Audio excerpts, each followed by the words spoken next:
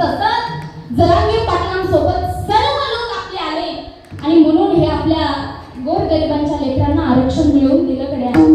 पाटलांचं वय तरी किती असेल हो? पाटलांचा जीव तरी केवढा असेल गड्या? उपोषण करण्यासारखा जीव नाहीये त्यांचा. 5 दिवस झाले अन्नाला पाण्याचा त्याग केला पाटलांनी. आपल्या लेकरा बाळासाठी ते लढले. आज त्यांना पैशामध्ये झेलता आलं असतं, एवढा पैसा त्यांना दिला गेला असता. पण एक माणूस असा आहे, शिवछत्रपती शिवाजी महाराजांनंतर, शिवछत्रपती संभाजी महाराजांनंतर तिसरा म्हणजे जरांगे पाटील.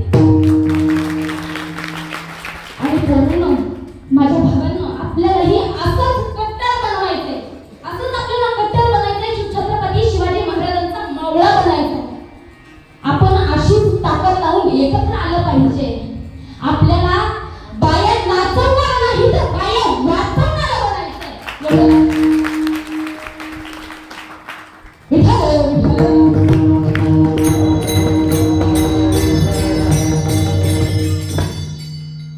ऐका, शिवछत्रपती शिवाजी महाराजांमध्येच एवढी ताकद होती गड्या हो. त्यांचे मावळे का कमी पडतील? अरे आपल्या मावळ्यांनी स्वराज्य निर्माण करण्याकरता एक जीवाचं बलिदान दिलं. पहिले म्हणजे अण्णासाहेब जावळे पाटील. असं अनेक लोकांनी आपल्यासाठी बलिदान दिलं. या गोरगरीब लेकरांना न्याय मिळावा यासाठी अनेक लोकांनी आपल्यासाठी बलिदान दिलं. आणि याही उपोषणामध्ये 2 माझ्या कट्टर मावळ्यांचं बलिदान दिलेलं आहे. एक जुन्नरच्या किल्ल्यावरती किती माणूस भाग्यवान असेल गड्या. एक जुन्नरच्या किल्ल्यावरती झटका येऊन माझा मावळा शहीद झाला, शहीद म्हणावं लागेल. आणि दुसरा एक मावळा शहीद झाला गड्या म्हणून एकदा त्यांच्यासाठी, त्यांच्या बलिदानासाठी जोरदार टाळी झाली.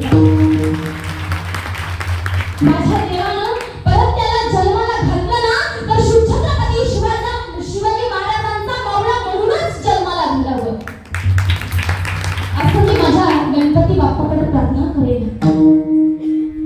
आणि पोरीहो, तुम्ही ऐका, आपल्याला लखलखती तलवार बनायचंय. परत ऐका, आपल्याला लखलखती तलवार बनायचंय, ना की मांजर. कोणी दिसलं ना तर उभा फाडता आलं पाहिजे, एवढी ताकद तुमच्यामध्ये असली पाहिजे. वागीण बनून राहायचं. कसं सांगू? रणरागीण तू वागीण होसी, तूच घडविला शिवा.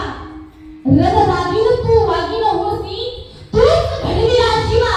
तूच गुरु व तूच प्रेरिका, गाजतो जिजाऊचा छावा. उमलून आली सुराजाची शेती, पवित्र झाली